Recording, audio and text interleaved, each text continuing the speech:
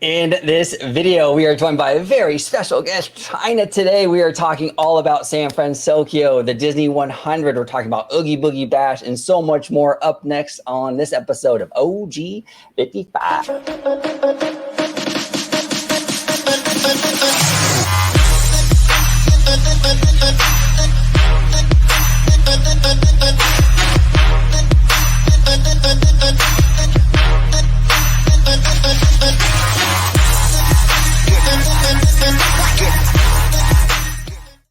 Welcome aboard to another episode of OG 55. We're talking all kinds of stuff today. I'm going to first start off with our special guest today, Chynna. First time on the channel. Chynna, welcome aboard.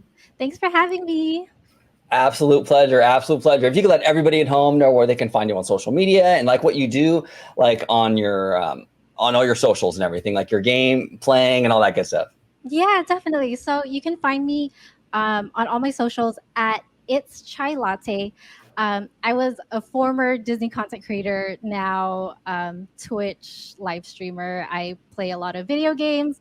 Sometimes you'll catch me playing some Disney ones like Kingdom Hearts, or I recently just bought Disney Dreamlight Valley. So I'm hoping to stream that soon. But you can find me on all my socials or all like anywhere, any social media platform at It's Chai Latte. Perfect. And I will be linking her little link tree thing down below. So follow, subscribe to all her socials. She is awesome. We love and support Chynna. So Chynna, thank you so much for coming on. We do appreciate it. Thank you. And down below, we got Mr. Citrus George, my fellow Italian. How's it going, buddy? Italiano, forget about it. I'm doing good.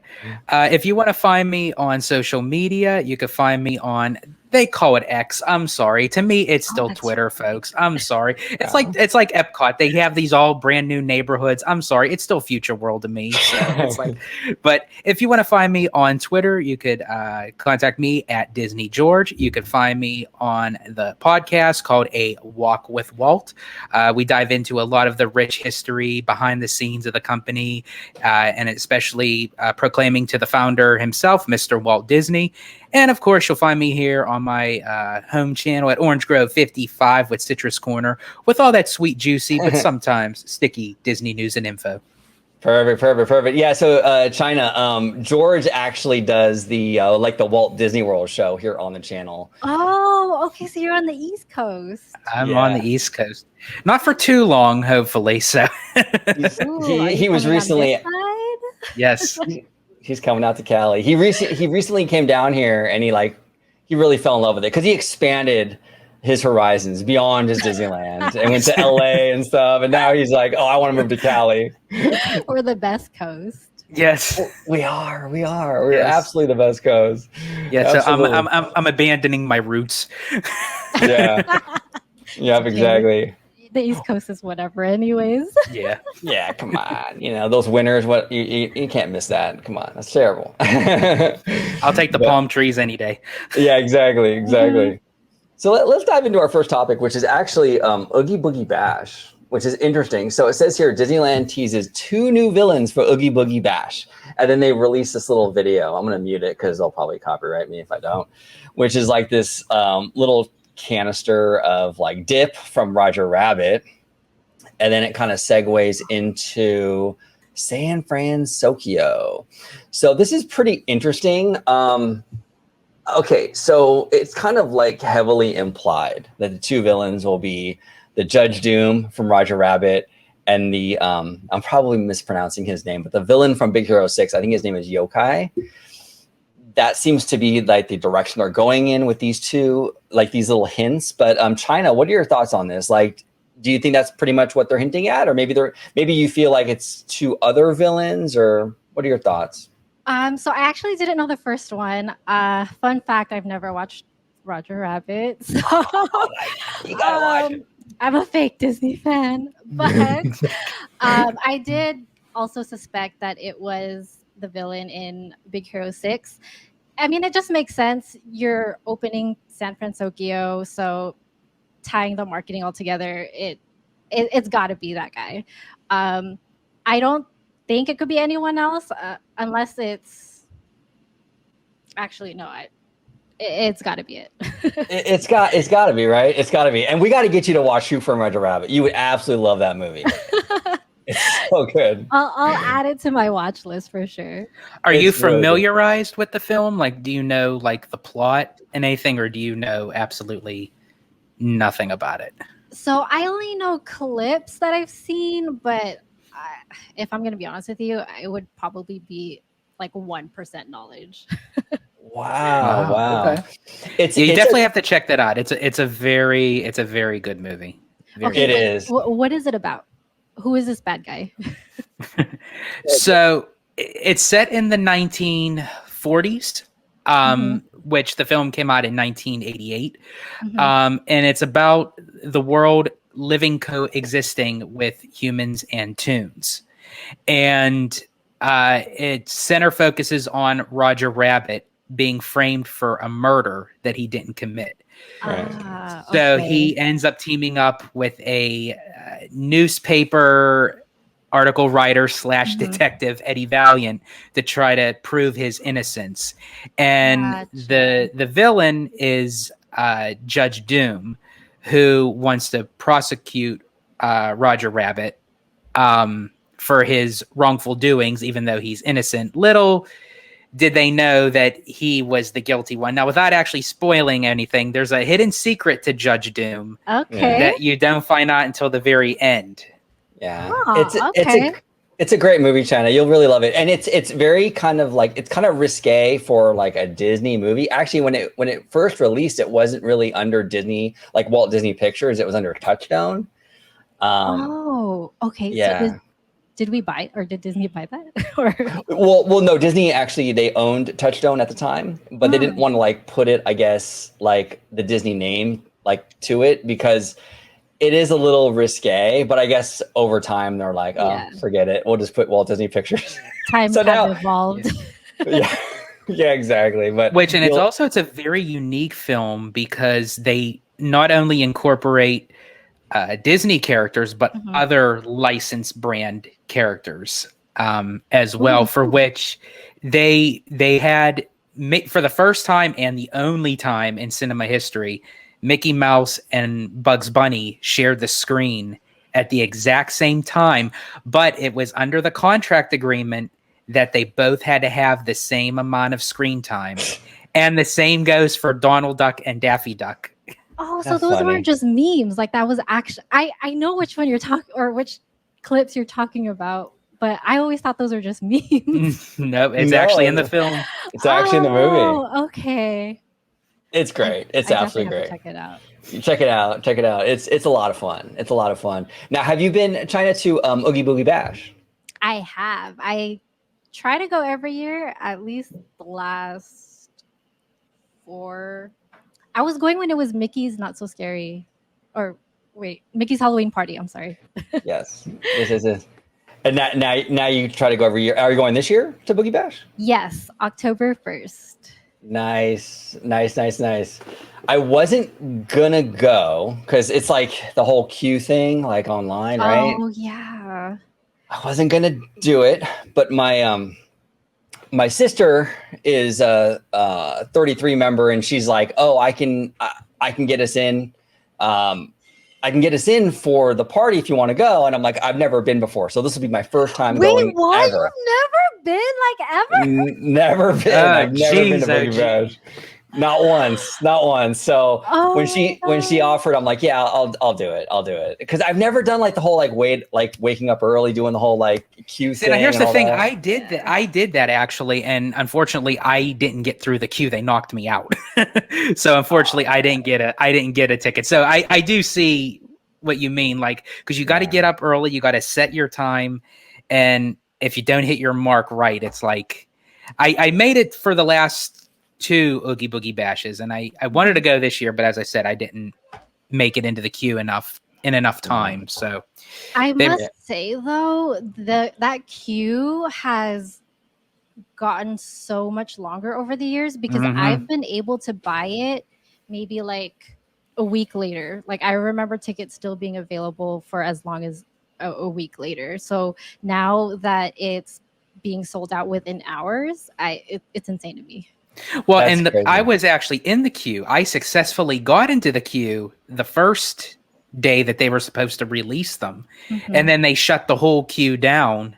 And then they gave a reopening date for Oogie Boogie Bash. And that's the one I got kicked out of. That's crazy. Now, Chynna, you've been to Boogie Bash. You've been doing this for a while now. As a first timer, like someone who hasn't been yet, who's gonna go in a few weeks, like, is it something that I should be excited for? Do you care about the candy? No, not too much. Okay. I think you'll have a great time for the meet and greets. Okay. They will be in the treat trails, so you will have to stick it through with trying to get through the long lines with getting the candy. That's but fine. It's honestly a great experience. Like I feel like they're so much more interactive than they are in a regular day for character meet and greets. They do such a great job like paying attention to your costumes if you're wearing a costume.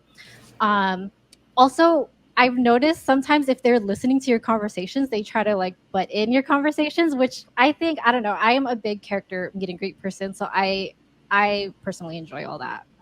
Oh, that's awesome. That's awesome. So it seems like from what you're telling me, like it's sort of like they kind of go above and beyond, similar to like on the Disney cruise lines, how everything seems like a notch above. And I guess because it's like an extra ticketed thing, they really go all out. So that's awesome. I'm looking forward to it. It'd be fun. Now, I do have to make a little disclaimer on it because this has happened to me.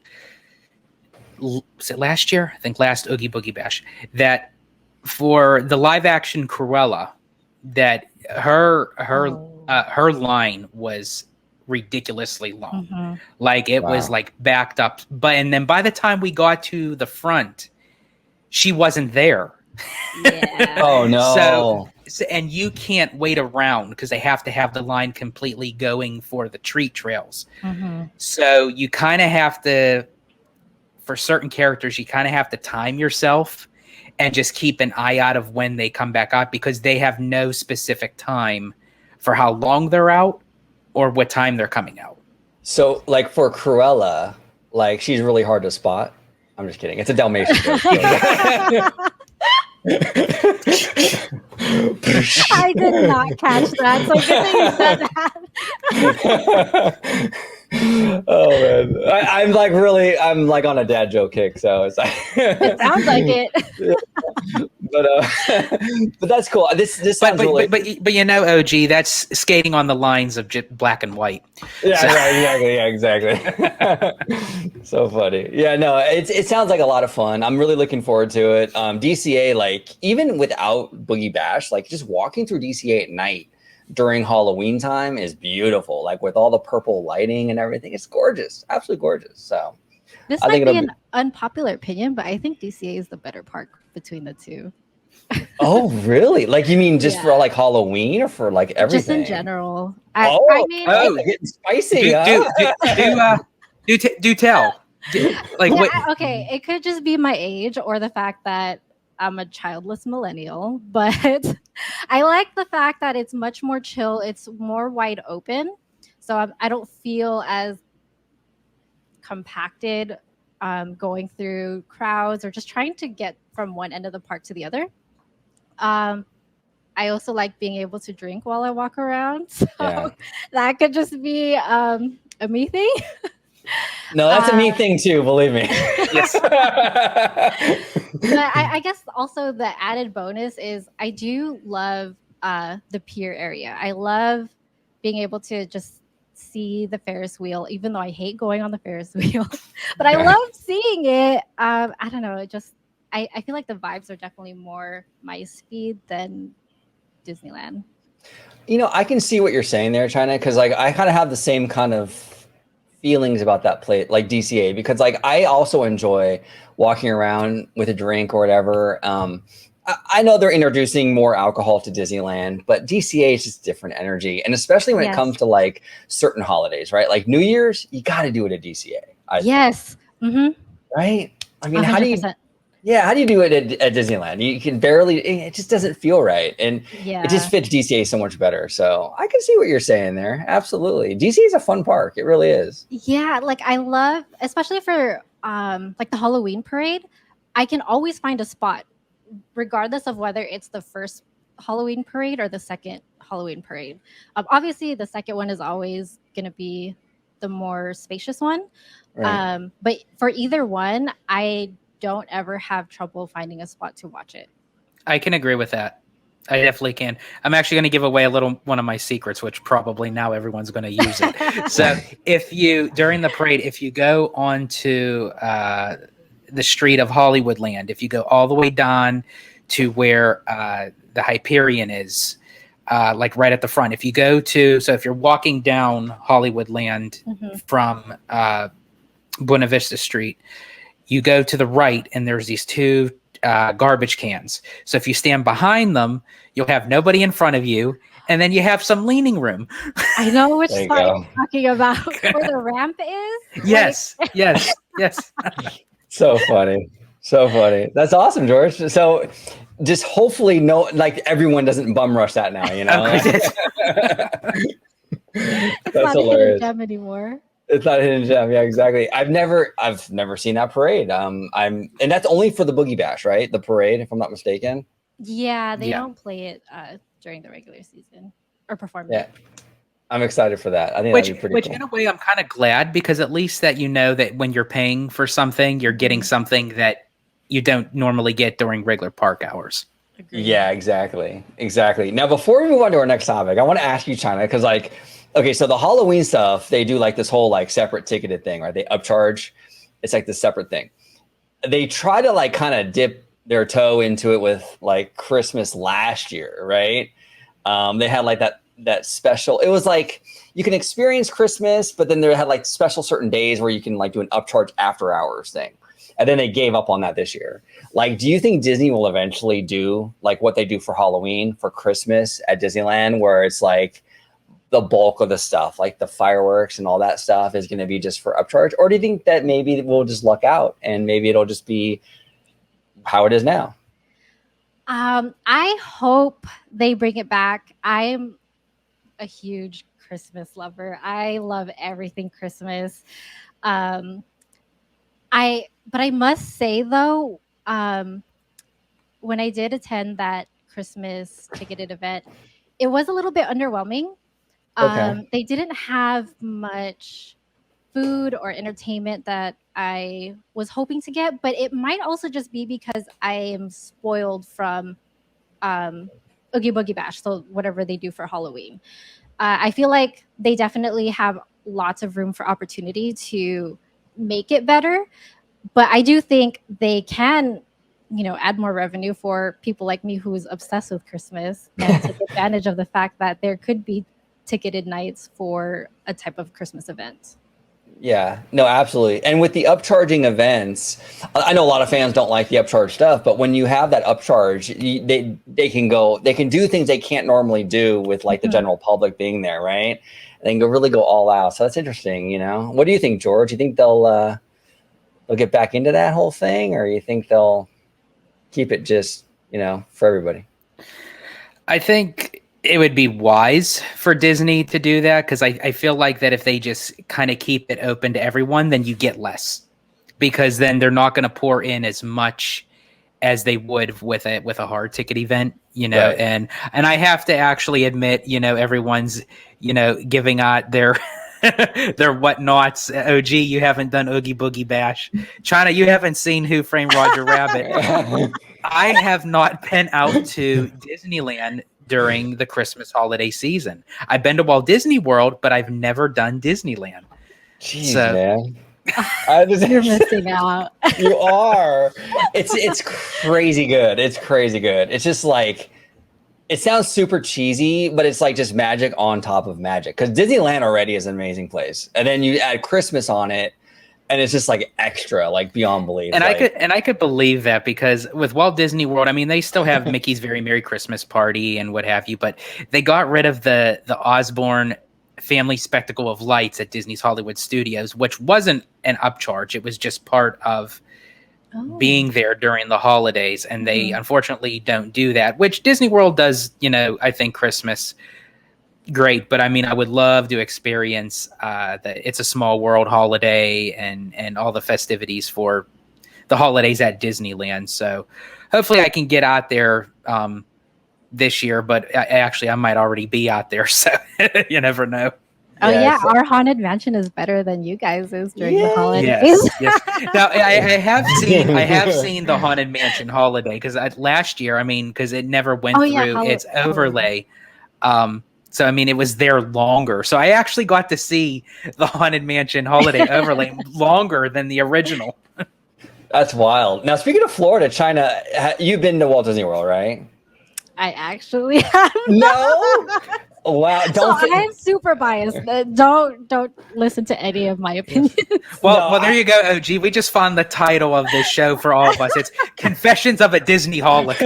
Yeah, exactly. Don't feel bad, Chynna, because I actually, in all my years being like a super fan, I just recently, just weeks ago, went for my first time to Walt Disney World, and even after going, I'm still super biased for Disneyland. Okay, that makes me feel that much better. Yeah, it's the home park, I mean, come on.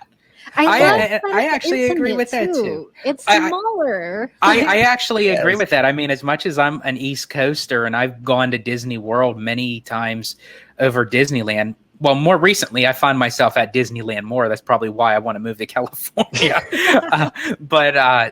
I find a bigger appreciation, for Disneyland the more times I go there, because it's definitely Walt's park. You walk in there and you can feel his presence. You can tell his handprints are on everything. So right.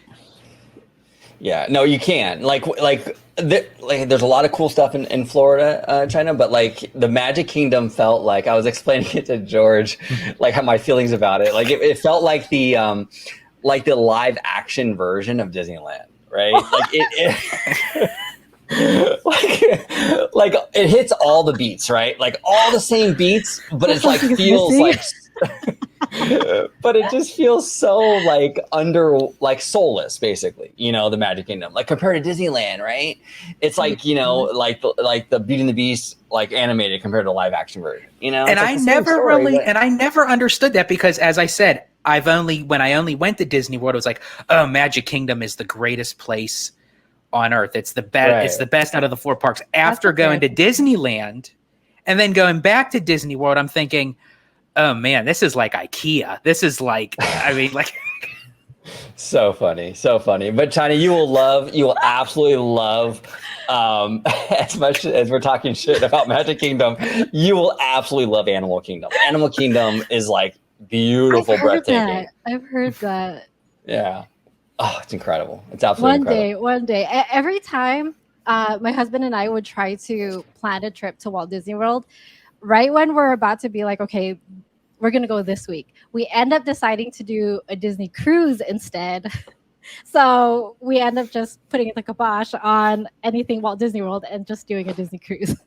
I mean, that's not necessarily a bad. The cruise line is pretty awesome too. So I haven't done the Halloween cruise though. I've done the Christmas one and obviously the regular one, but I haven't done the Halloween event yet. Nice. That's wild. Now have George, because George is what are you, George? You're Mr.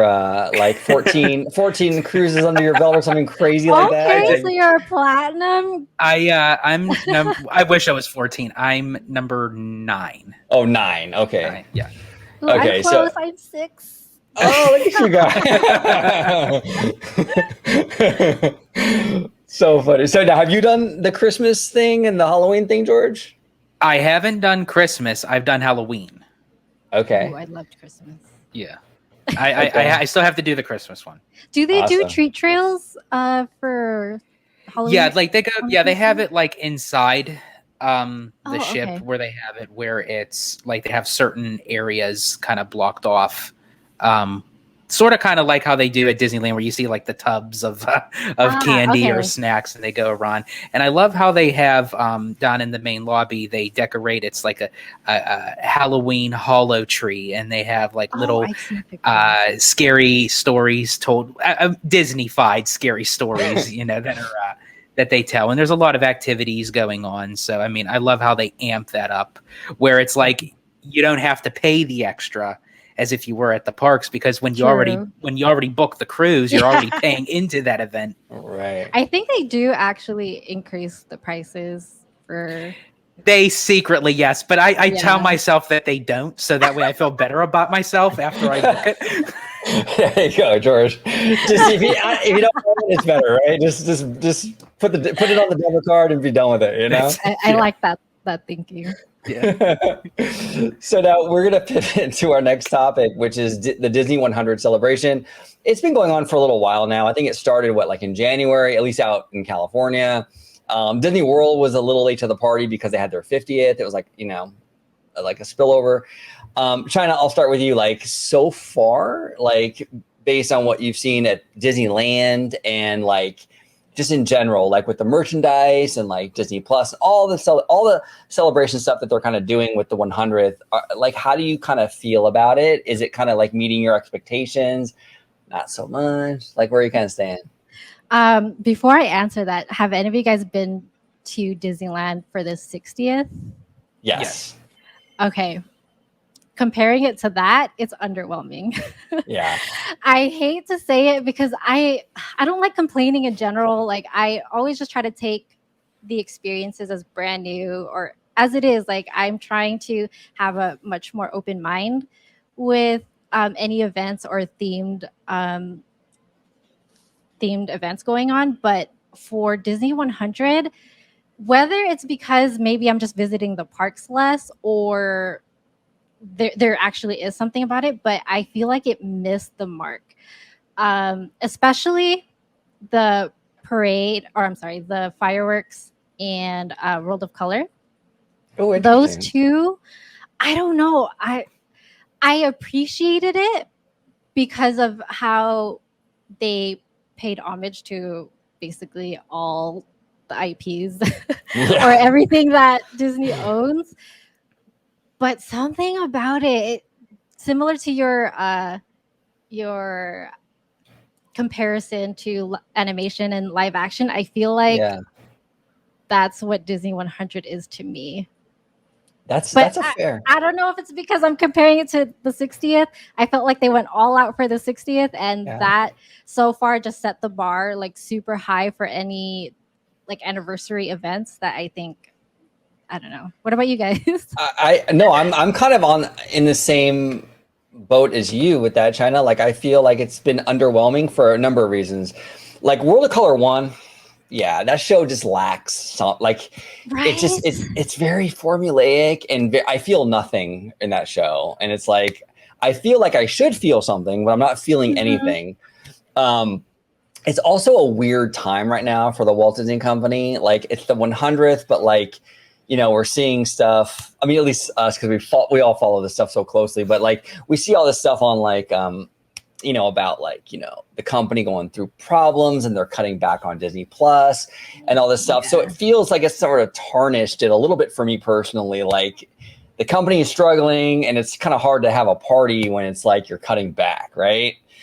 It's like I don't know. Like I thought for Disney Plus, like for the 100th, we're going to be getting more stuff on the platform, and I feel like we're getting stuff cut from it because the company needs to do that, which is fine, but it just feels weird with the 100th anniversary. I also feel like you're right, it feels soulless, it feels very corporate. The only thing I would disagree with you on, Chynna, is I do love Wondrous Journeys. I don't know, I love that fireworks show. But everything else, you're spot on the money, and also I do kind of appreciate how in the Esplanade they play all the music, like even here. I do like that. Isn't that cool? Like even with like Epcot and stuff. So it's pretty cool. What do you think, George? Me personally, I feel like if you're not going to do something right, don't do it at all. So it's if as you had mentioned about Disney Plus, like when they said that we were supposed to get more, but they're cutting back. If they were going to do that and not or give us something proper at the parks, I would rather them just wait for the day of the anniversary day and say happy 100th to the company, send out like a memo or a message or something, and let it be that. I can't stand when they use something as a gimmick that they try to Right. stretch out when it's not going anywhere. And I feel like the 100th, unfortunately, falls on the same case as Walt Disney World's 50th, because as you had mentioned, China, I kind of go back to Disneyland's 60th and Disneyland's 50th, and it's like they knocked it out of the ballpark with those. Right. So now it's like comparing to these, it's like, okay, you're kind of just doing this for the merchandise and these specialty food and beverages that it's like, you know, and then I'm with you, OG. I do love Wondrous. I mean, especially after coming off of seeing Enchantment at Walt Disney World, it's like, now that's a fireworks show that's cringy. I'm sorry. Yeah. And harmonious. Ugh. So, I mean, so Wondrous was good. World of Color 1, I saw that for the first time at when I was having dinner at Lamplight Lounge. And OG, you said that you wanted to feel something. I actually felt something when I watched that, but I realized it was just the indigestion from the nacho lobsters. So I mean, that'll do it. So the lobster nacho. So it was like false alarm. It was like no. So World of Color 1, it's like no. I missed the original World of Color. It was so more appeasing to actually the World of Color show that Walt Disney created, and it just them incorporating Marvel and Star Wars mixed in with it. Just it felt like a lot of cut and paste to me. Yeah, it did. I will say this too. This is like just a personal thing, and I just can't shake it for some reason. Like, okay, so my ex-girlfriend, longtime ex-girlfriend, was Vietnamese, right? Or is Vietnamese? Or she like for Vietnamese culture, purple is a color for like the funerals and stuff. So when I see Disney 100, it's all this purple. I'm like, oh god, this is like so depressing. Like I feel like it's a funeral for the company. I'm like, and we're going through it right now with the Walt Disney. So it's like, oh god, and I can't shake it because it's like It is. Purple's like a color that I'm sorry, OG. Now every time I'm out there and I see purple, now I'm just gonna laugh. I can't unthink it now. It's like embedded now in my head. It is, yeah, and like so it's like a thing that like I'm just used to because we were together for a very long time, and I think I'm used to. So now when I see all the purple, I'm like, oh man, that's not good. That's not good. So I guess. Again, I think I'm just biased for Wondrous Journeys. I think it's because I just loved that for the 60th for Disneyland Forever, the song really felt like it was telling a story versus, I mean, maybe I just didn't pay attention enough to Wondrous Journeys, but I didn't feel like I got that storytelling that I was hoping to get. And I guess that's also the same feedback that I have for World of Color 1.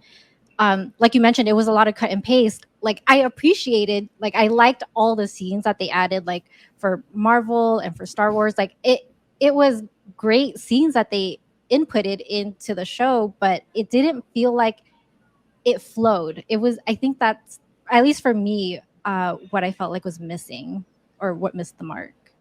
Yeah, World of Color 1, I agree. Like it has that, like if you take each scene, okay, it works. As its own little scene, it works, right? Like the Star Wars scene, the Marvel scene, they all work. Together, though, just not. Yeah, something was missing. Storytelling or whatever it was. Like, I didn't feel like it told the story like I felt like in other iterations of World of Color. Yeah. Yeah, it didn't hit. It didn't hit at all. It felt very corporate. It felt very like, okay, like the executive, right? Like Daddy Josh, Damaro was like, okay, we need a Star Wars scene, we need a Marvel scene, we need this character and that character, and like it was very checkboxy, and it was just like, it's not that great. It's not that great. Agreed. So, yeah, and the 60th was amazing. Now, Chynna, do you remember the 50th? No, I was kind of too young for that. Okay. No. I was still in high school then. Okay, so that wasn't like your. I wouldn't have been able. I didn't have a job, so it was one of those things where I couldn't just go to the park. That wasn't your Disney era at all. That was like definitely right after I graduated and had a job where I was able to pay for my own pass. That's cool. That's cool. Yeah, no, the 60th was really good. The 50th was like kind of on par with the 60th. It wasn't like, it was like right there, you know, same kind of energy, same kind of vibe. Felt like a huge party.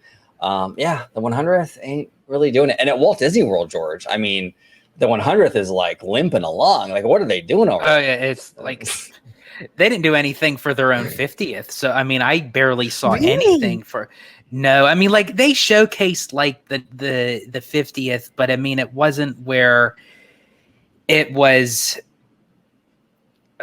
a celebration for a major milestone. It was like, here's just this merchandise with the 50th logo on it and the color scheme, and it was just, as OG had mentioned, it was very corporate. It was like very, it's like here's merchandise, here's specialty beverages, here's specialty snacks. You know, shell out your money, buy it, wear it, enjoy it, embrace it. But it was like, but it wasn't anything to really say, you know, this is Walt Disney World's 50th. Right. Yeah, that's a shame. And Disney World's doing the same thing for the 100th, unfortunately. I still have to give it to Disneyland. I mean, at least if, you know, if it's not as good at Disneyland, it's definitely worse at Walt Disney World. So. Yeah. Well, Disneyland is like nostalgia's big money over there. Like, cause we like Chynna and I, like we're like Disneyland bias folks, right? Like we're going to eat all that nostalgia up. And like a lot of the locals do, because we all grew up in Southern California and we love Disneyland. So that nostalgia is like big money and they know that and they feed into that. And I think they fund that out after the 50th of Walt Disney World. And I think that's probably why they're not pushing too much for the 100th, because for the people that are going to Walt Disney World right now, are they necessarily going there for the 100th? No, they're just traveling for their vacation, where Disneyland, as you mentioned, it's more geared towards that sentimental value, which, as I said, after World of Color 1, I don't really see too much sentimental value to it. But, that's true. You know. Yeah, that's true. That's true. Now, speaking of Disneyland, Ahsoka has made her appearance. It's that synergy, right? They're kind of doing the whole like Avengers Campus thing, like with the show and then the character in the land, which is cool, which is really cool. Great marketing. It's great marketing, exactly. And this is kind of what they should be doing. They should have been doing for a long time. A lot of people were kind of complaining that, you know, Galaxy's Edge didn't really have that. Now they're starting to do that. We saw Mando with little Grogu recently as well, with Boba Fett. What do you think about this, Chynna? Are you a big Star Wars fan, by the way, or not too much? I wouldn't say I'm a big fan, but I'm definitely a huge fan of Ahsoka. I'm Team Ahsoka all the way. She's my favorite Jedi, or former Jedi. Okay, cool. So I'm assuming super excited about this. Yeah, I recently started rewatching Clone Wars. Okay, actually, let me stop right there. I started watching Clone Wars a few months ago, but stopped around season 3. So I haven't gotten too far into Ahsoka's character development. However, even from the beginning of Clone Wars, she was always my favorite. Like, I loved her spunk, like her fire to want to do actual good in the universe. And I think having her own show really showcases what a huge impact she makes in the Star Wars universe. Nice. Now, we actually, on the channel, we have a show called Story Geeks, and we're actually going to be reviewing the episodes. So, ooh. Yeah. So if you want to come on and talk about it, we're going to be doing that very, very soon. So, this is awesome news. I love seeing this kind of stuff, like it come to Disneyland. Of course, Disney World didn't get it. Well, here's the thing. Well, I was just going to mention that, and I think because we had this conversation, and actually someone messaged me. Well, not messaged me, but they wrote on the YouTube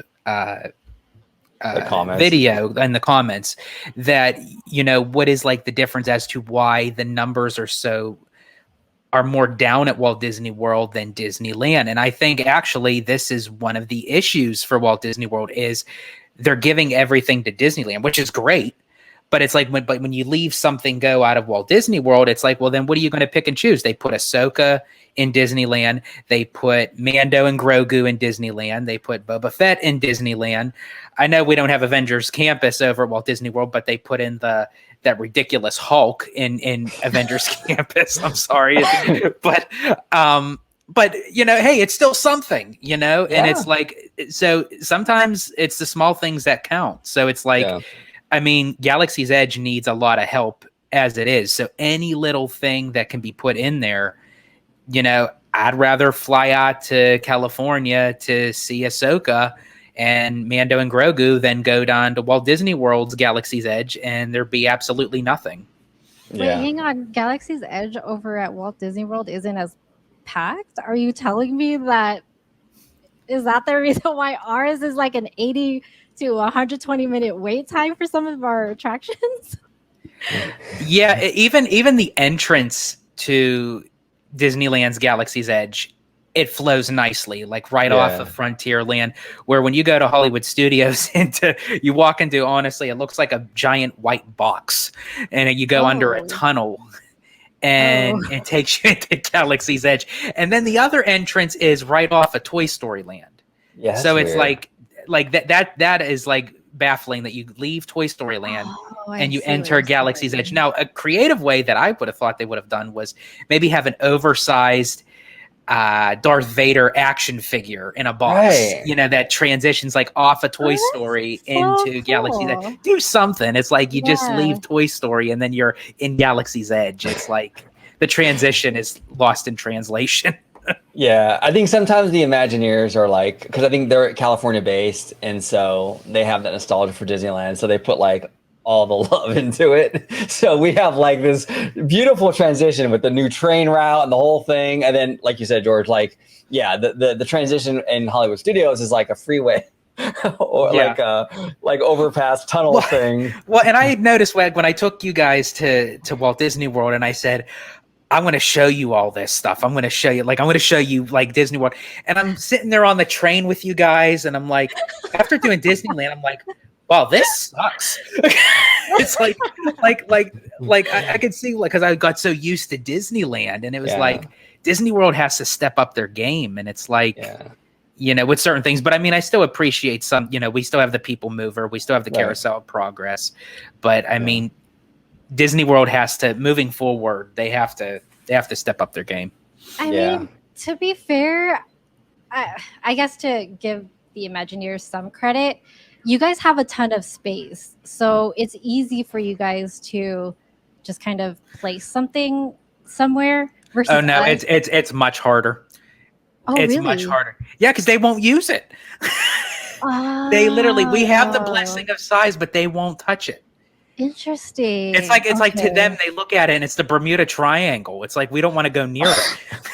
Well, it's weird, because they they replace stuff to like at Disney World, right? Like for like the Great Movie Ride, for example, is don't get me started with that one. Yeah, they replaced the Great Movie Ride, and I get it. It was old, it was outdated. But they put in Mickey and Minnie's Runaway Railway, which, by the way, shocker, Mickey and Minnie's Runaway Railway is so much better at Disneyland, even like with the queue. And but that's just it. It's because they have the blessing of size. Excuse me. They still heavily rely on their laurels to say, you know what, we have the room, but we're not going to use it yet. Where I feel like with Disneyland, because you're so restricted on space. They tend to get more, and they tend to get creative. Creative, exactly, yes. So I feel like if they can still utilize those tactics for Walt Disney World, and utilize that space and do something, build. I want to see Coco. I want to see Encanto. I want to see the villains. I'm so sick and tired of seeing another DVC. It's like I don't want to see any more DVC. Yeah. No, it's crazy. It's crazy.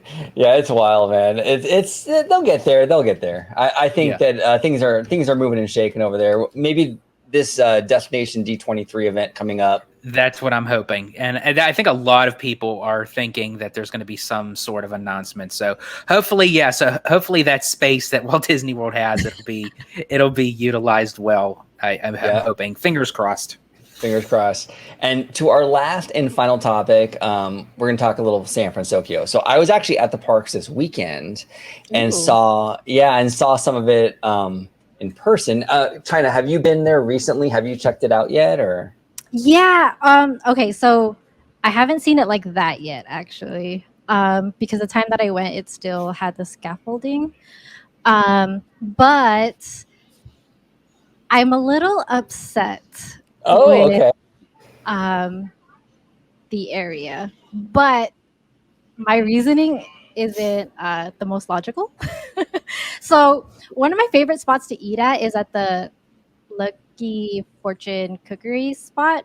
Okay. That restaurant, or that quick service restaurant, is now super packed that I can't get my favorite bulgogi burrito because everyone is at that area now just trying to embrace San Francisco, that I can't eat my favorite food anymore because everyone's there. I think that's so ironic. It's basically the same exact thing. You throw an Right. IP into it, and it's like you get people's Yeah. attention.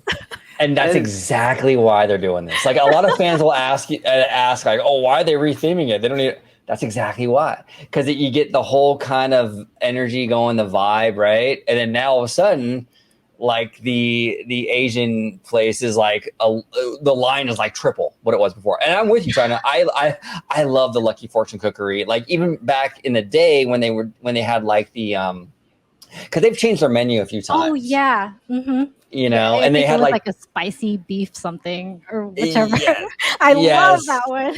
I loved it too. I loved it. It came in like the little like takeout box, right? Yeah, with the rice. Oh, so good. It was so good. And then they changed their menu, and it's always good. I mean, the stuff they Yeah. have now is awesome, right? I mean, it's really, really good. But yeah, I totally understand what you're saying about that. When I was there this past weekend, that line was like crazy long. It was nuts, and I think it's only going to get worse because now you're going to have Baymax in there, and it's just going to create. Right. I mean, in terms of appearance, I'm glad they did that. Like it definitely added more what's the word they use, energy into the area, because it definitely was. I mean, I think that's why I loved it, because it was easy for me to access everything. But reality is, it definitely brought more attention to an area that I personally loved, and I think I do actually like the structures. I've heard a lot of feedback of people saying that they felt like it looks fake, it's too shiny, it doesn't feel realistic. I don't personally care about that. I actually think it's super cute. My only gripe is it's way too crowded now. It's super crowded. It was like that too, like on Saturday. It was packed in here, and I was really surprised at how. I was actually really surprised. Maybe I shouldn't have been. I don't know. I don't know really what I was like expecting. But when I was in the food, like in this little food court, I was really surprised at how big the bridge looked from like inside. I was like, wow, you could really see it from in here. That's why I took this picture, because I was like, I was really surprised, and it made it kind of more immersive in a way. Like I felt like more immersed in the area. I really dug the changes. I don't know. I think it looks really cool. I love the franchise. I love the Japanese flavor that they have going on here, but yet it still ties to California because it's San Francisco, Yeah. So it's pretty cool. It's pretty cool. And now we have like an official like beer stand. Like it's not like the truck anymore, right? It's That's right. So now you can walk up. It's like an actual place, right? So that's kind of cool too. So I don't know. Overall, I kind of dig it. What do you think, Chynna? Like, because DCA has kind of rethemed quite a bit in their park, right? I actually feel like this is a much stronger retheme than like Pixar Pier. Like, I think this is more. Really? I think this works more. What do you think? I have to disagree with you there. Really? Okay. I felt like Pixar Pier definitely was more in my face than San Francisco, but I think it's because I like how nuanced some of the changes were in San Francisco, or that food court area. Like they didn't completely change it, or for their signages, for example, they just added like little, or they added Japanese characters, and just the little things I feel like is what I appreciate most about it. I felt like Pixar Pier was definitely more, they were trying to push that narrative of making it a whole Pixar area.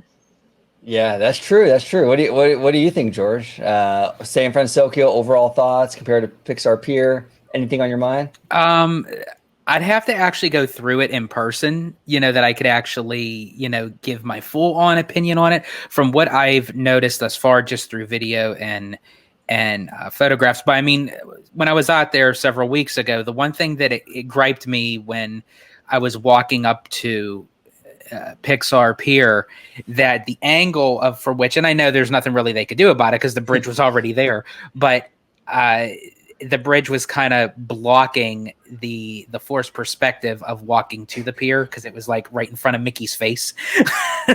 So it was like, so you kind of have to like look around the bridge until you pass it to say, oh, okay, there's the pier. Where beforehand, before this, you could just see as you're approaching off in the distance. And that's just a small gripe of mine because I do love forced perspective and stuff like that. Where you're just a big nerd, George. Just admit I am. I'm just one big nerd. So funny. No, I can see what you're saying though. It does. It changes the whole sightline, skyline situation. But overall, I am satisfied what they're doing. I mean, if they had to put in a theme for the wharf, I think this would fit in well, and especially because it ties into, even though it's a fictitious land, so to speak, it's still based off of this San Francisco part of California, but then you still got mixed with the Asian or Japanese culture, so So you got it's a nice fusion, so to speak, and I feel that it fits very well in DCA. No, it does, absolutely. And that's one of the things I love about DCA actually is, especially when it comes to the food, is how multicultural it is. Like you can get Asian, you can get Mexican, China, correct me if I'm wrong. I know like the Paradise Grill over there by Goofy Sky School, they used to do like Mediterranean food. Is that still the case? Have you been over there recently? Not recently, but during the Food and Wine Festival, it was Asian food actually. Was it really? That's interesting. Yeah, I had gotten a boba from there. Oh, nice. But I don't know what it is now. But for the Food and Wine Festival, it was Asian food. Nice. Okay. Yeah, for a while back, and I haven't eaten there in the longest time. It was like Mediterranean food, which is really awesome. So I just really love that kind of multicultural energy that DCA gives. I think it's pretty awesome. And this kind of feeds into that. And we're going to see a lot of cute stuff. Like we're going to see, I'm sure, like little, Baymax bao buns and like, the cool specialty bobas and all that. And I'm all for that stuff. So yeah, this is a cool change. And over time, I'm sure they'll add to it. And so it's cool. It's pretty cool. Not too shabby, but we'll see. We will absolutely see. It opens like in a few days, actually. I think on the 30th or 31st. Oh, that's sweet, huh? Yeah, we're coming up on it. So it's official. It's official. So we'll see. But Chynna, I want to thank you. It was so much fun talking to you today about the parks. Thank you for having me. I really enjoyed it. I enjoyed being on here. Absolutely. You're always welcome back. If you want to come back for that Ahsoka stuff, you're absolutely welcome. We'll keep in contact. But if you could let everybody home know where they can find you on social media. Yeah, I should have did what George did and added my social in my name. I don't know. I just didn't think about it. But you guys can find me at It's Chai Latte. So chai from my name, Chynna, and then latte, just a play off of a chai latte. So at It's Chai Latte on all socials. Absolutely. And like I said earlier in the show, I will be linking her socials down below. So follow her on everything. Subscribe to her. She is awesome. Thank you so much, Chynna. Thank you. Thank you. Down below, we got Mr. Citrus George. If you can let everybody at home know where they can find you on social media, sir. Absolutely. You can find me on Twitter at Disney George. You can check out the podcast I'm part of called A Walk with Walt. And of course, you'll find me here on my home base on Orange Grove 55 with Citrus Corner with all that sweet, juicy, but sometimes sticky Disney news and info. See, George came up with his own little tagline. I love it. Yes. I'm going to steal that next time I'm on. There you go. Go for it. It's not copyrighted. So you're there you go. Shh, George, don't say that. Don't say that. Shh. Thank you all so much for watching. Comment down below with everything that your opinions on everything we talked about. Disney 100, San Francisco, just everything. Ahsoka coming to Batuu. So comment down below. Oh, Oogie Boogie Bash. So comment down below. We would love to hear from you. Thank you so much for watching OG 55. And as always, have a wonderful day. Bye-bye, everybody.